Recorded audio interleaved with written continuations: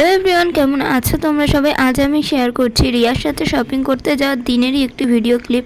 আমি আর মা যেহেতু টাকা তুলতে গেছিলাম, সেখানে একটা গন্ডগোল হয়েছিল, সেটা সমাধান করতে আমরা আর একটা এটিএমে যাচ্ছি। বাড়ির কাছাকাছিতেই দুটো এটিএম আছে, একটাই বেশিরভাগ সময়ই গন্ডগোল করে। এর আগেও 2000 টাকা তুলতে গিয়ে এরকম হয়েছিল, টাকা বেরায়নি কিন্তু দেখিয়েছে টাকা উঠেছে। পরে আবার ব্যাংকে গিয়ে দরখাস্ত জমা দিতে হয়েছিল।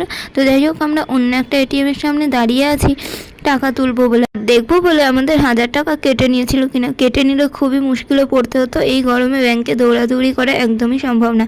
কিন্তু ভাগ্যক্রমে দেখা গেল আমাদের 1000 টাকা কাটেনি, কারণ ওই এটিএমে একদম টাকা ছিল না।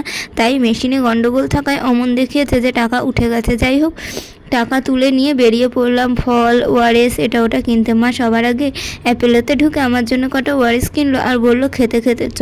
তারপর আমি ওআরএস খেতে খেতে চলে এলাম বাগুইআটি বাজারে। এখান থেকে আমরা কিছু ফল, কিছু সবজি, নানান ঘরের জিনিস যেগুলো লাগে সেগুলোই কিনবো। আর রিয়ার সাথে শপিং করে এসেই কিন্তু আমি মায়ের সাথে বেরিয়ে পড়েছিলাম 5 মিনিট মতো ঘরে বসে। আর এখানে মা ফল সবজি সব যাচাই করছে, কোনটা ভালো কোনটা কত দাম। যাই হোক, তারপর আস্তে আস্তে দেখলাম বাজারে বিক্রি হচ্ছে প্রচুর নাইটি আর হচ্ছে বাচ্চাদের ছোট ছোট ফ্রক, যেগুলো আমরা ছোটোবেলায় পরতাম। মাকে দেখে বললাম, এগুলো কি বড়দের বানাতে পারে না?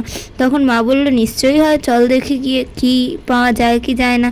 তারপরে ওখানে দেখে একটা 150 টাকা দামের ফ্রক কিনে এনেছি। মানে বলতে পারো বাচ্চাদের টেপ জামা যেরকম ছোটোবেলায় আমরা পরতাম, ঠিক সেরকমই, যেটা আমি পরলেও খারাপ লাগবে না। আর আমার মনে হয় নাইটির থেকে এরকম ধরনের জামাগুলো অনেক ভালো, আর আমার বেশ ভালো লেগেছে। তাই ভাবলাম ঘরে পরার জন্য নিয়ে যাই একটা। আর দেখতেও সুন্দর, অনেক কালার ছিল, অনেক সাইজের ছিল। জামাটা কিনে তো আমি খুবই মজা পেয়েছি। তোমরাই বলো কেমন লাগছে জামাটা। আজকের মতো টাটা।